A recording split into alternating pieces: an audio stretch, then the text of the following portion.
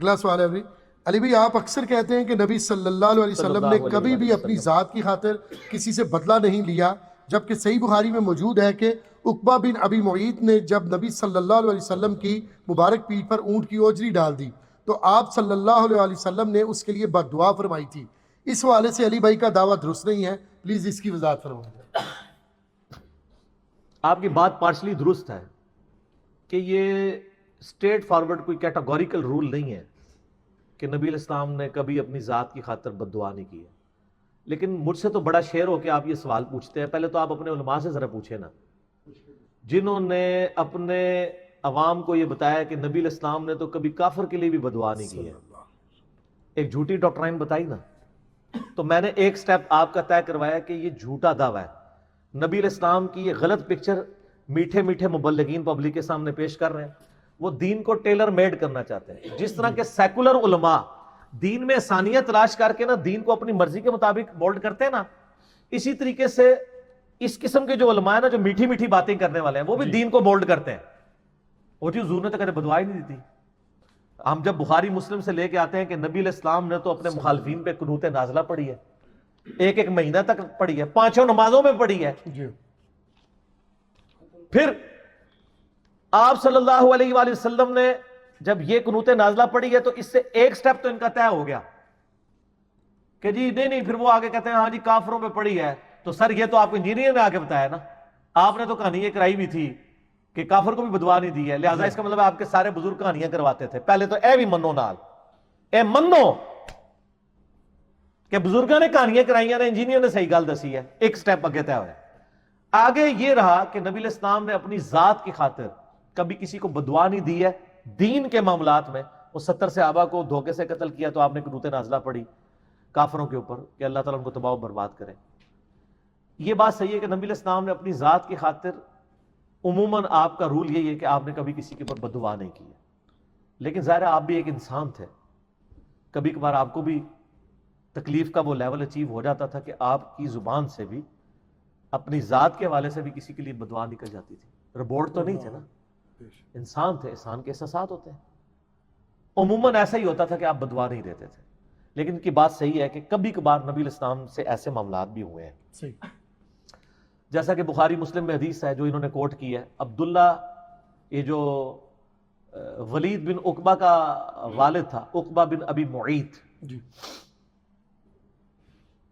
یہ نبی علیہ السلام کے یعنی چند بڑے مخالفین میں سے تھا۔ بخاری مسلم دونوں میں آتا ہے، بخاری مسلم دونوں میں ایک چیپٹر ہے ان اذیتوں کا بیان جو نبی علیہ السلام کو اور ان کے اصحاب کو کافروں سے اٹھانی پڑی۔ یہ چیپٹر بخاری میں بھی ہے اور مسلم میں بھی، اس میں یہ حدیث مل جائے گی آپ کو۔ ابو جہل نے کہا کہ فلاں جگہ پہ ایک اونٹ نہر ہوا ہے، اس کی اوجڑی، گوبر اور خون فلاں جگہ رکھا ہوا ہے، کون ہے جو تم میں سے اٹھے؟ اور نبی علیہ السلام حرم مکہ میں نماز پڑھ رہے تھے اور آ کے نبی کے اوپر وہ پھینکے غلاظت۔ غلاظت میں یعنی غلیظ ہونے کے اعتبار سے نہیں کہہ رہا، میں اس کی بدبو کے حوالے سے کہہ رہا ہوں۔ تو یہ جو عقبہ بن ابی معیط ہے نا سرکش، یہ کھڑا ہوا، اس نے کہا میں یہ کام کروں گا۔ یہ حدیث روایت کرتے ہیں عبداللہ بن مسعود رضی اللہ تعالیٰ عنہ۔ وہ کہتے ہیں وہ گیا اور لا کے اس نے، نبی علیہ السلام سجدے کی حالت میں تھے، آپ علیہ السلام کی پشت کے اوپر اتنی بڑی اونٹ کی لا کے اوجڑی ڈال دی اور باقی سارے اس کی وہ آنتے وغیرہ۔ اب ظاہر ہے وہ اتنا وزن تھا، نبی علیہ السلام سجدے سے سر نہیں اٹھا پا رہے تھے۔ تو عبداللہ بن مسعود کہتے ہیں کاش ہم اس وقت اتنے سٹرانگ ہوتے کہ ہم وہ اوجڑی ہٹا سکتے۔ تو کہتے ہیں میں فوراً بھاگتا ہوا سیدہ فاطمہ سلام اللہ علیہا کے پاس کیا کہ اس طرح نبی علیہ السلام کے اوپر کسی نے اوجڑی ڈالی ہے۔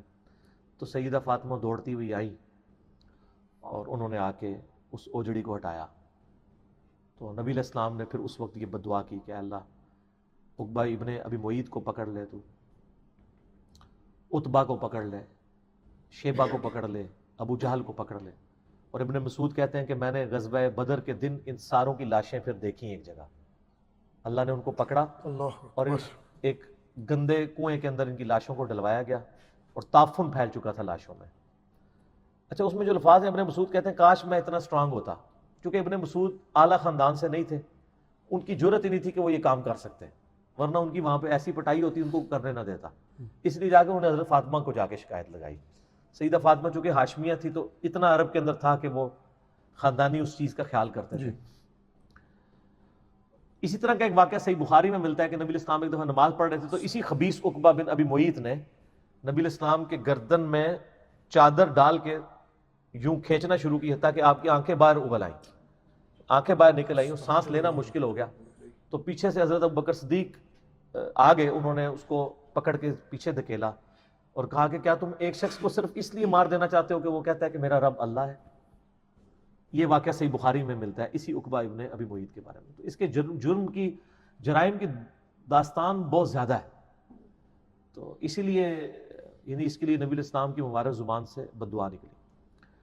اسی کا بیٹا ہے ولید بن عقبہ جو پھر فتح مکہ پہ معافی مانگ کے مسلمان ہو گیا، لیکن ظاہر ہے یہ اسلام دشمن تو تھے، یہ لوگ ان کی گھٹی میں اسلام دشمنی تھی، تو انسانی بشری کمزوریاں تو ان کے ساتھ اٹیچ تھیں۔ یہ حضرت عثمان غنی رضی اللہ تعالیٰ عنہ کا ایک سمجھ لے ستیلا بھائی بھی لگتا تھا، عقبہ بن ابی معیط۔ صحیح مسلم میں آتا ہے ایک دن اس نے شراب پی کے تو کوفہ میں نماز پڑھا دی، اس کو حضرت عثمان نے گورنر لگا دیا کوفے کا، جس سے حضرت عثمان کے لوگ خلاف ہو گئے کہ اپنے رشتہ داروں کو اوپر لے کے آ رہے ہیں۔